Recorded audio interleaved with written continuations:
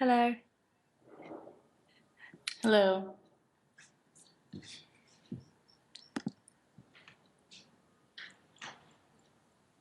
Where are you? I'm in my hallway that is my office, that is also my living room. Do you live alone? No, I live with my partner. Where are you? I'm in Berlin and this is the room I sleep in. I'm sitting on my bed. And I live in a shared flat. There's 4 of us. The people that you also make work with? One of them is, Simon lives over the hallway there. And he and I both work in Gob Squad. And there's another guy who works with a company called Showcase Beat Le Mans, and there's a guy who is a freelance photographer in the other room. It's a professional house share. Oh, I can't believe I did that. Exit. Well, I'm gonna move my computer to a new location to maybe begin some. Okay. You were framed quite nicely by that archway. Yeah, that's what I was afraid of. It was about to make me do some things, some theatrical things. Or maybe you didn't even need to because the frame was doing it.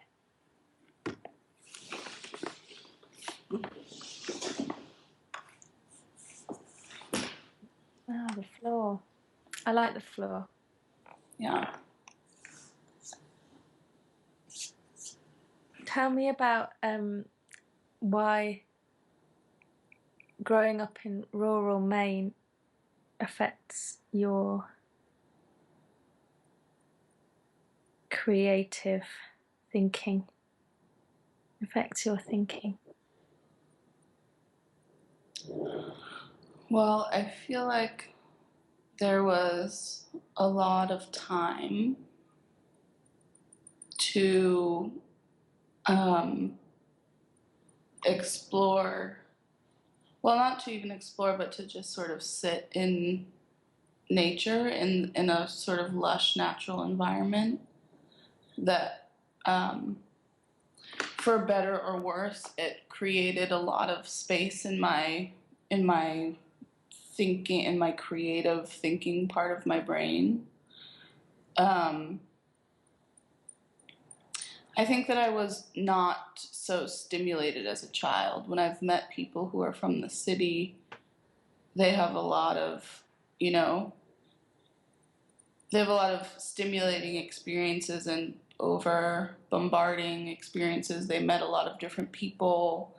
I definitely had an underwhelming childhood, and not in a negative way, but in a way where there was a lot of room to think about myself and think about, okay, I knew that I didn't have a lot of experiences with different people, with different thoughts, but I knew that they existed because I was born in the 80s.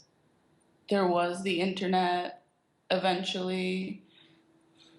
So I think that I spent a lot of time thinking about how could I interact with different thoughts if I didn't know them just yet. Which I don't think many people were thinking about when we were teenagers. I don't think that was a common thought practice. But beyond that, in rural places, time is a really interesting experience. Yeah. The way groups of people negotiate time and the way they place narratives on time is really of interest to me. How long it takes to do something, how long it takes before you're valid at doing something. What do you mean valid? You mean before you're Oh, old enough? like simple things like that are in every sort of cultural upbringing, like the idea of apprenticeship. If you study this long enough, you will be a master. If you're engaged to a person long enough, you'll become married. If you're in school long enough, you'll become smart. There's a relationship to durational time that sort of begats reward, or through time it reveals what you have become. So nothing's allowed to happen overnight, really. Not really, and rarely, nothing rarely does. But I mean, I think that's something I've learned from a somatic practice. Is there is a practice of time and overtime and repetition to sort of reveal something, but there is a part of me that just sort of acts spontaneously and generates something, and overnight I decide I want to do this now, or I want to be a master, but I don't want to be an apprentice. Or you could, I guess, one could trust that something spontaneous is becoming conscious in a moment where previously there's been other stuff at work. You know, that spontaneity isn't necessarily like an autonomous moment in time. It's you earn it in a way, or it arrives because you allowed it to, or you know, it's still attached somehow to time. Maybe I never thought about it. Just the possibility, I guess, that there's a multiplicity of experience is an interesting push against time, in that sort of like narrative sensibility. I feel like to be a body that has multiple experiences, or a self that has multiple desires, experiences, that rubs up against a little bit a simple rural narrative that is, you're born into something, learn it, master it, and continue doing it. Yeah. But yeah, I think it's interesting that you mentioned the internet, because of course I was born in 1970 and didn't use the internet till... I honestly didn't use the internet. The first time I used a search engine, I think I was 22. And we typed something into Google. Like, go on, just think of anything, do anything. And I can't remember what it was we typed in, but then nothing happened for ages. And it was quite boring because there was nothing in cyberspace. Because I didn't grow up in a city. I grew up in a small town, which is just a really quite an uncultured, unloved, culturally sort of town. And there was always this idea of... There was definitely a suspicion through TV that there was other stuff out there, but because it was TV, maybe, or because of what's sort of in front of the TV, like that family situation, there was never... It wasn't very aspirational. There was never really a question that in my home life that I could have that. You know, I could see a jungle in a documentary on a television program, and I would never think that I could actually go there. You know, that there wasn't a connection between. It was just a small town. Yeah. You know. Yeah. It's quite different. And if we'd have had internet, and I of course that that probably would have been different. That you could ask a question. Right. It would have been quite a different thing. Yeah. Yeah, I don't think I really used the internet until I left Maine. When I went to school elsewhere, but there was something about knowing that it was there, growing up in a time where you know that it does exist, and it was still pretty new then, but I think that must have shaped my mind space a little bit. Because I do know people who were very active on the internet, much younger than I was, and their ideas and accessibility are very large. Yeah, because travel is still an interesting thing that blows me away every time, to be on the other side of the world or see something that feels so, so far from a sense of like home or place is very interesting. Where's the most different place you've been where you felt the biggest culture shock? Well, I would say Moscow. Right. I think, which is interesting because it's the first place I went to where I felt like I looked like a lot of people there. Right. Or I was connecting somewhat to my Russian heritage, and whether they thought I looked like them or not, I felt a certain connection to them. But it was it just physically, I felt like I was not in the West for the first time. But I recently went to Croatia, and there was no one anywhere around who looked like me or looked like anyone who wasn't Croatian, and that was a big that was also a big shock to sort of see.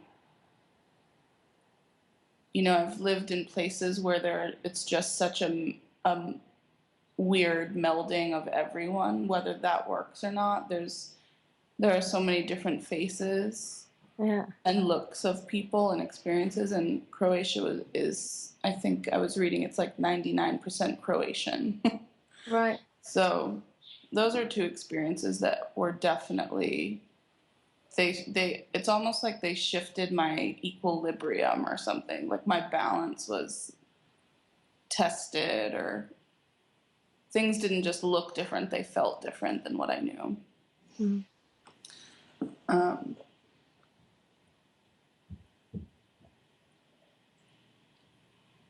Yeah.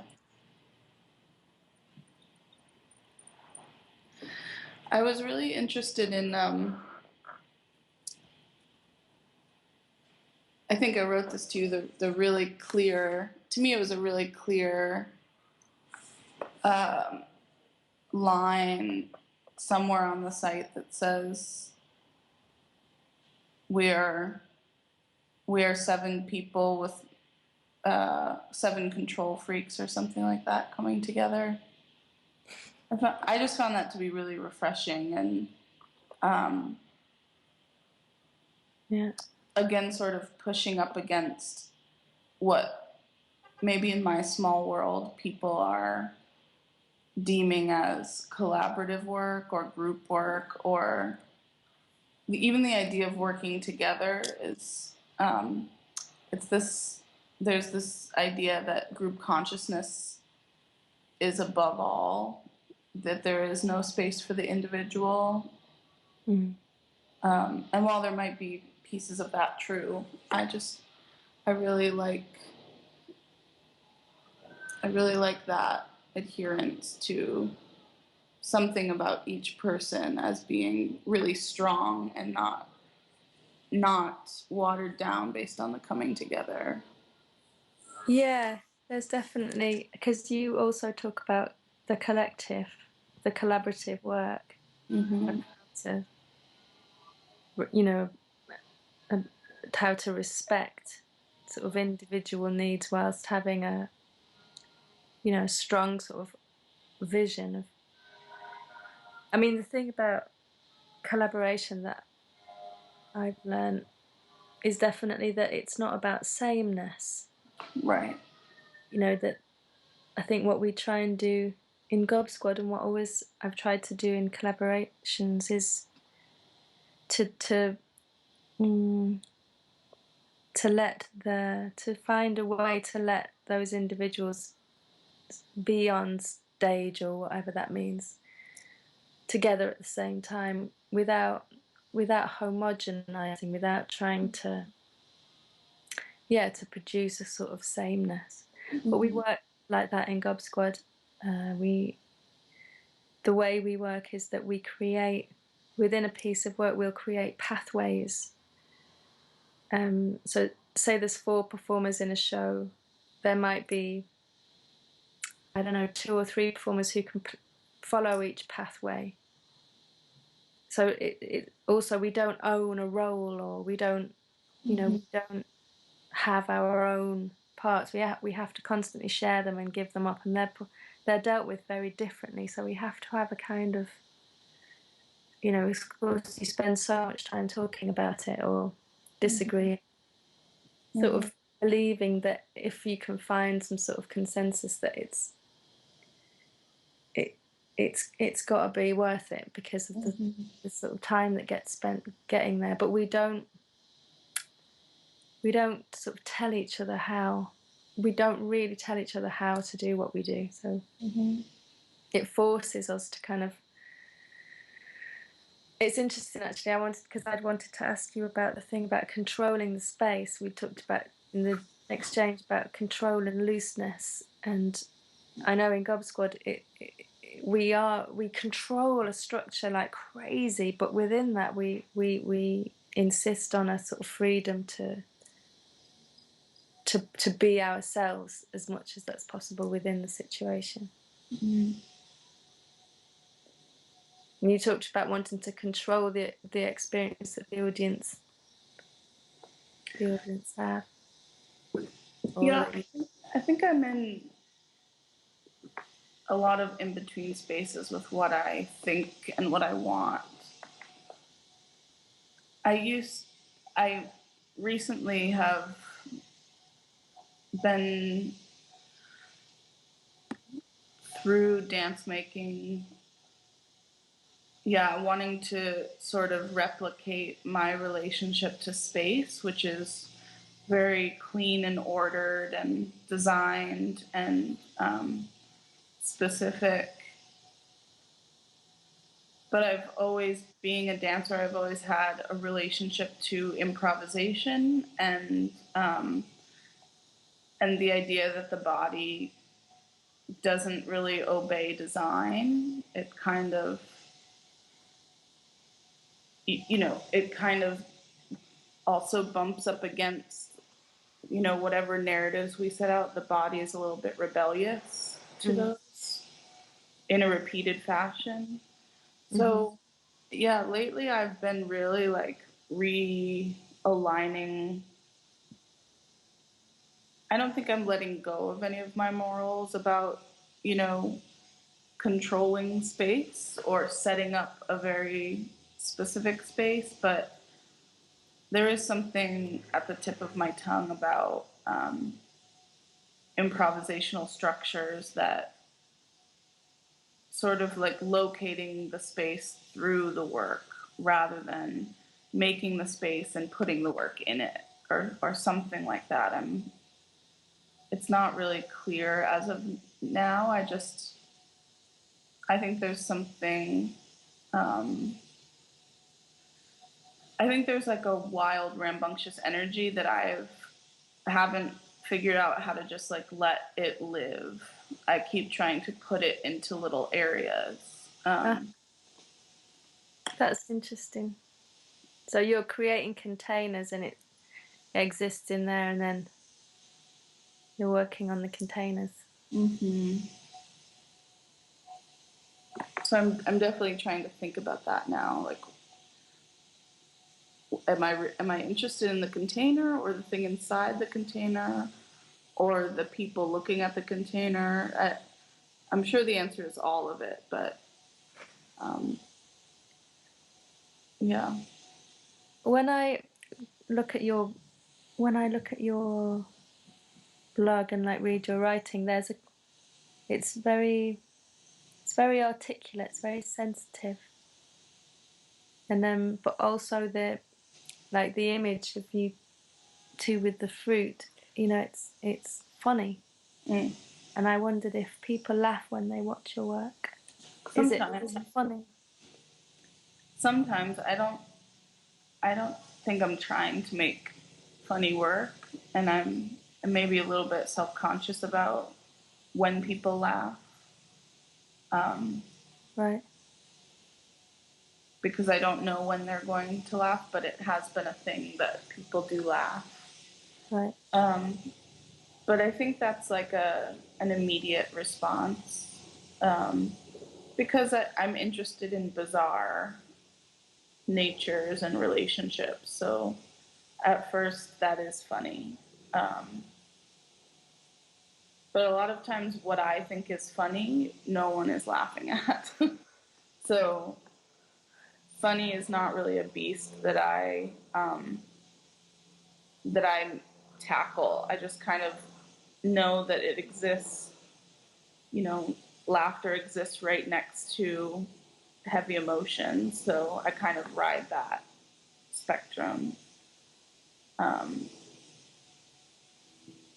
But yeah, I think bodies are pretty funny, and bodies moving together in a planned environment is pretty funny. Yeah. Yeah. Yeah.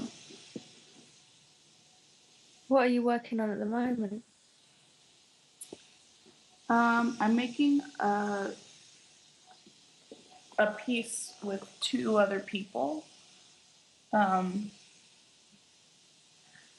where I guess we're looking at elements of labor to talk about an idea of the natural, or a natural existence, or a natural body, or a natural dance. Because natural is a word that's been coming up a lot for me. I teach improvisation classes, and I really love talking. I feel like talking is a major part of my work. Do you mean talking within the improvisation, or talking about improvisation? Yeah. Talking about language is interesting to me. The what? Language is interesting to me. So a lot of times people who are taking the class will say, can we stop talking and can we start dancing? And while I understand that those different approaches, a lot of times I feel like when I'm in language at a sort of delicate potency, I feel like I'm dancing a little bit. But so, yeah, the word natural has come up a lot in regards to improvisation. A lot of people feel like it brings them down to their natural self.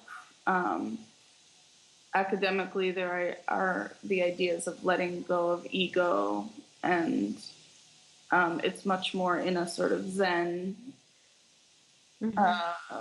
framework.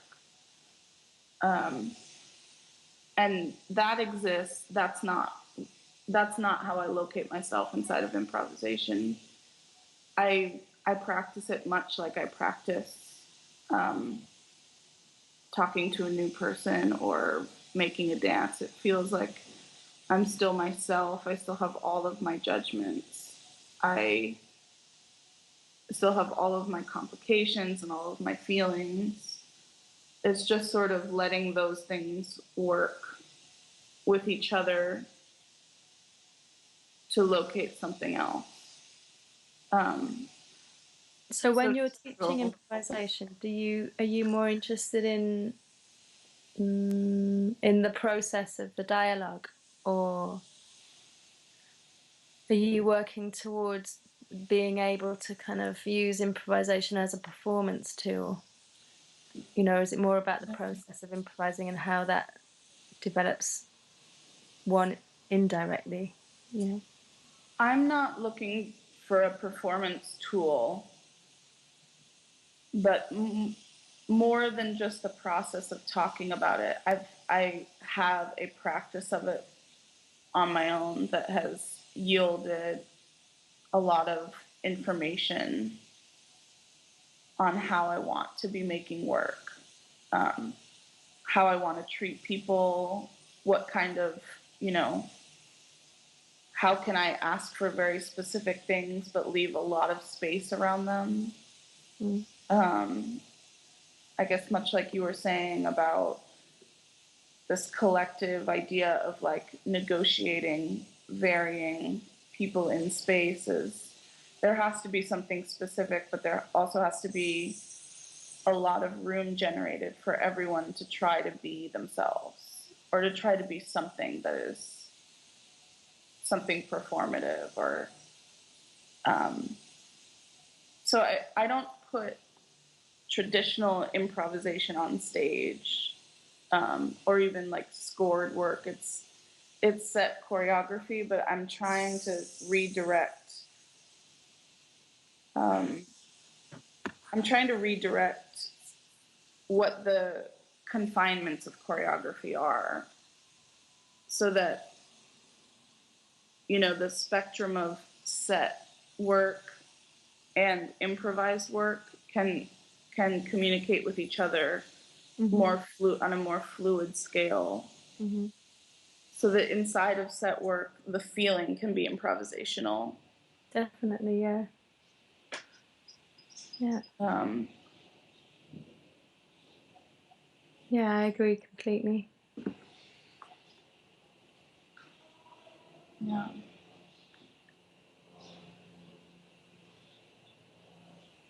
It's a funny question though, isn't it? Just being yourself, just be yourself, or what that means. I mean, certainly anything sort of, yeah, there's a whole range of selfness. Yeah. That's why the word natural is really hard for me. Yeah, because I don't know what it means. Yeah. Yeah, But maybe, I don't know, in the context, how you're talking about it, of course it is complicated using the word natural, but if it means to feel fairly fluent or, you know, engaged physically, you know, you simultaneously know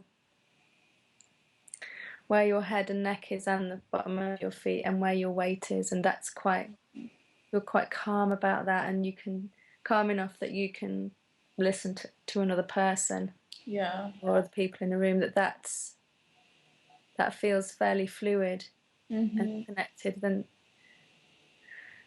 personally, I think the word natural is expressing that.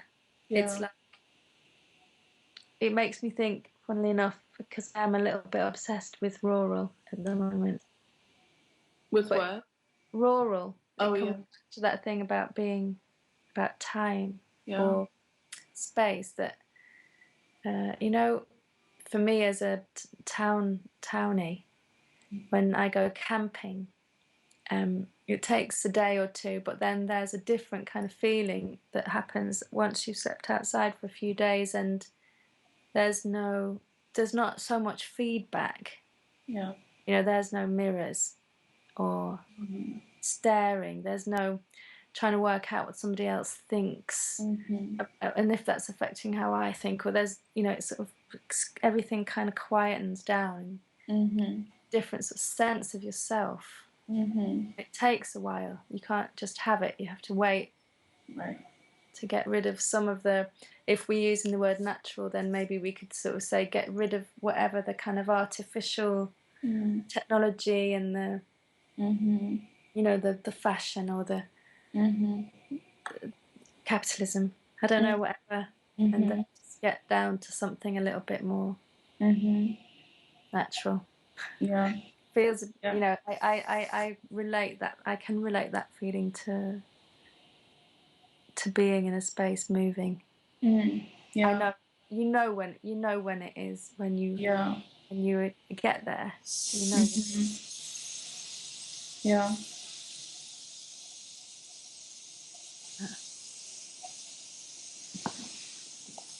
And you were saying that,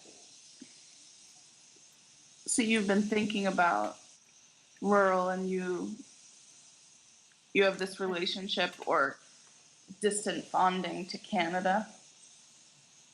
Yeah, well, I was born in Canada. Yeah. But I never grew up there.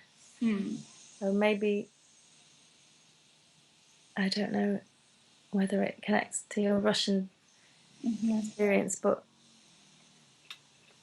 I mean, I don't know. I have family there, so you know, I go there and I see my biological father, say, and we have the same nose, and people say, "Oh, look how you look alike." And I mean, I have another dad who lives in England who raised me from being a baby, and people also say I look like him. So there is something about going to Canada which is about biology. I mean, and there's something about England which is definitely about my life, sort of. You know, I have this massive hero who I'm not biologically connected to, who is my, you know, I have, anyway. Right. So there's Canada, but yeah, I have a real thing for being out of the city, for being in nature, and yeah, just lost my heart in Quebec, fell in love in Quebec, and now I just want to go and live in the middle of nowhere. Yeah.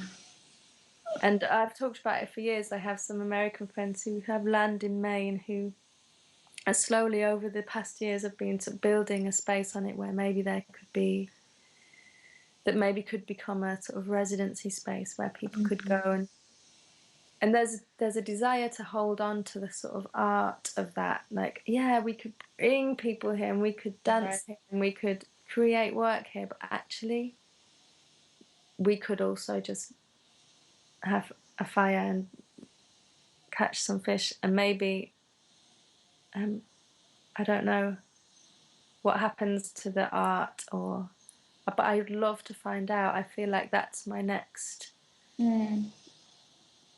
chapter, is to find out if there is what it means to be creative in when I'm not, because I think I really generate work, and I know with Gob Squad it's the same. We're very much inspired by and motivated by popular culture. The works often exists on many levels. People often call it ironic, even though I don't agree. I don't think it is ironic. I think it's ambivalent and multifaceted, and I think it laughs to save itself because it's also tragic, and it definitely calls on all the tropes of popular culture, and that's always what I've done. I've always pushed against the culture somehow and been quite interested politically. And I wonder what happens when all of that feedback, I wonder what I would do. If I would do anything. Yeah. And I'm really curious actually to actually go and somehow find out, spend some time without that feedback. Yeah, it's really interesting. I mean, it sounds like maybe not so blatantly, but it sounds like an activism approach, you know, without putting that onto the work and saying your work is activist driven, but it sounds like, you know, activists don't move to the middle of peace and continue their work. They sort of situate themselves inside of where the work needs to be done. Yeah. But it is an interesting, it's interesting to think about, what am I you know, you kind of said, am I an artist if I'm alone? Yeah. Yeah. I just don't know if I've thought about that ever, and that was an interesting thing to think about. Like this relationship to this thing that I do, that I'm spending my life doing. I don't know if I would do it if I was alone in a room. Yeah. I mean, it is definitely the case for some people that they just have to, Yeah. no matter where they are completely absorbed in that thing that they do, which is, Yeah. that they are driven to do. I'm not sure. I don't know if I have that, because I'm constantly in a collaborative situation. I've never put myself outside of that, really. Even when I've tried to kind of make like solo work, it doesn't take long for me to sort of realize that I need, you know, some music, or I need to go and sort of talk to someone about something. And then things start to occur. Yeah. Yeah.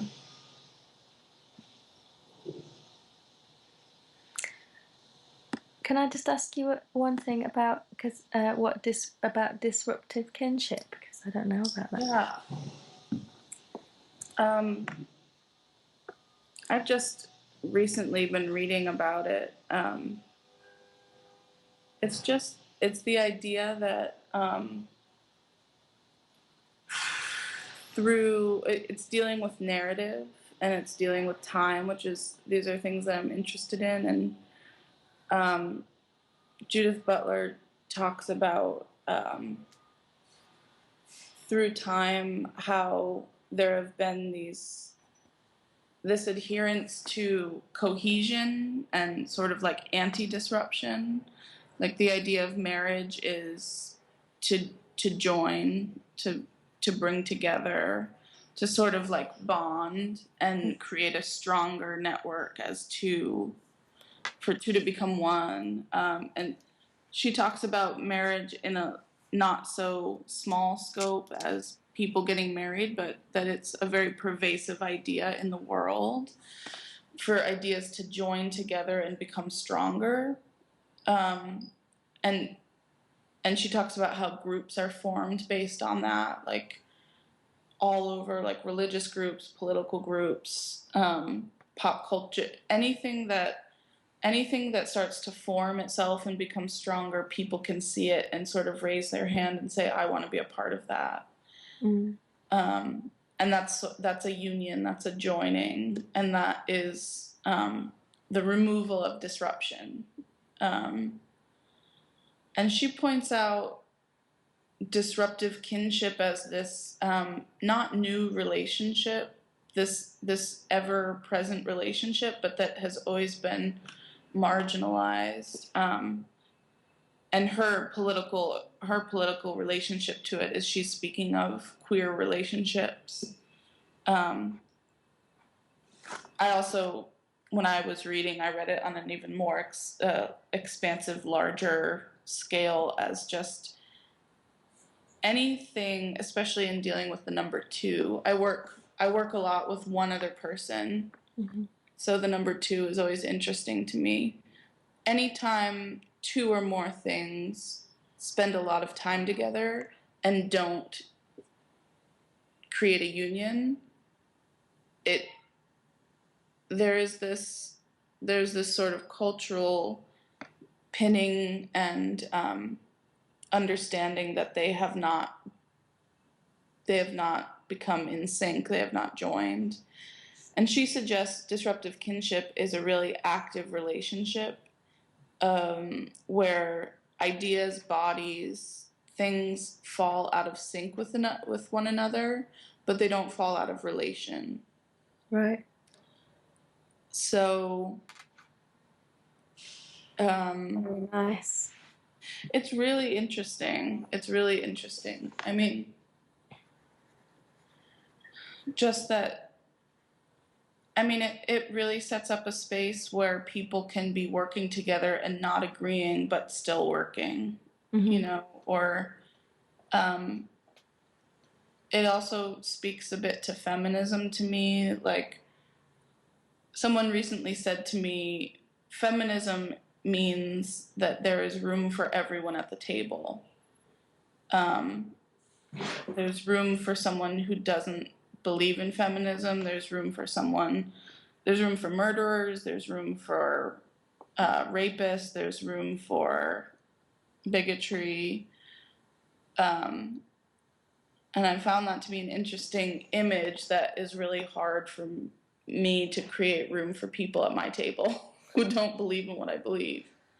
But it kind of speaks to disruptive kinship. You know, there can be an invitation in the world for you to come sit here, and for this, and you might not even like the shape of the table, but there is a seat for you at it. You might choose to not sit down, but there's a seat for you at it. It's these sort of like encompassing ideas that maybe don't work in daily life, but they're interesting to chase after. I don't know, it just, disruptive kinship kind of validates me a little. Yeah, I know what you mean. It makes complete sense. Yeah. I've just been working a little. Well, I was just mentoring a little bit with this one woman who's doing a residency in Germany, in Kampnagel in Hamburg, and I've just ordered a book. But I think it's called Queer Performance. I don't know. It was something that she'd been taking a lot of notes on. Her work's really gorgeous. Sheena McGrandles, her name is, and she inspired me to get this book because she was talking so much about the uncanny and the off-center and things that I realized I'd never really read that much about, but which were also resonating a lot for the way I exist, you know, in the street. So, Yeah. And it gets more prominent as I get a little bit older. I start to become more and more unconventional.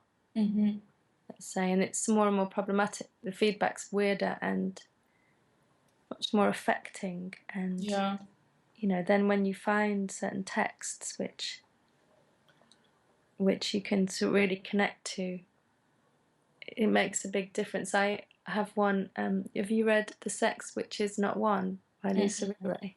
I should read And she that. talks about how I don't know. She talks about how a man needs a hand or something, an instrument or something else to hold, to pleasure himself, to hold on to his penis and pleasure himself.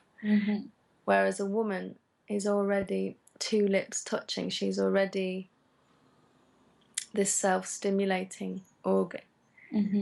And so firstly, she challenges the idea of the whole in language and adds a W and talks about it being whole as opposed to a whole. And I read it in relationship to sort of performance or the space of performance or how one enters the space, and this idea again about the singular or the plural.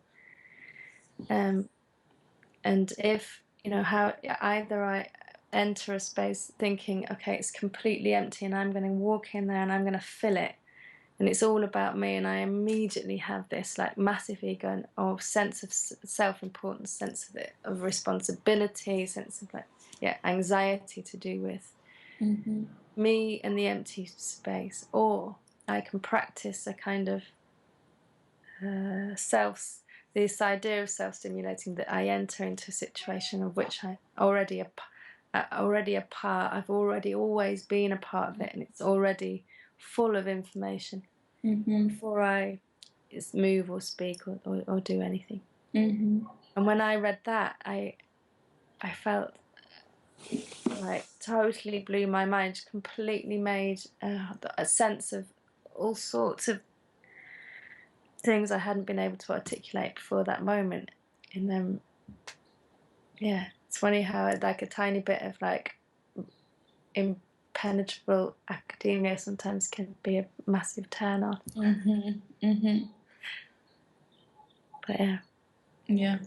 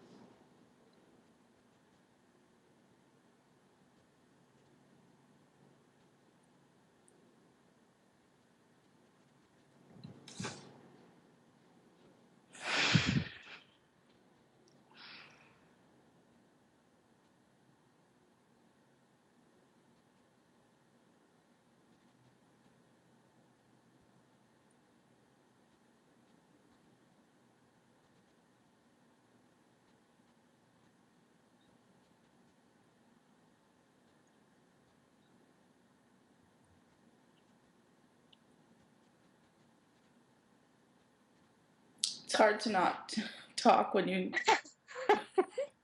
with someone new who you want to keep talking with. Then I was just thinking of a whole list of people that I thought maybe you knew. Do you know? You know? Yeah, it's hard. Yeah. It's hard. I do know Katie Duck. Yeah? Yeah. Susan Rethurst? Susan Rethurst? Yes.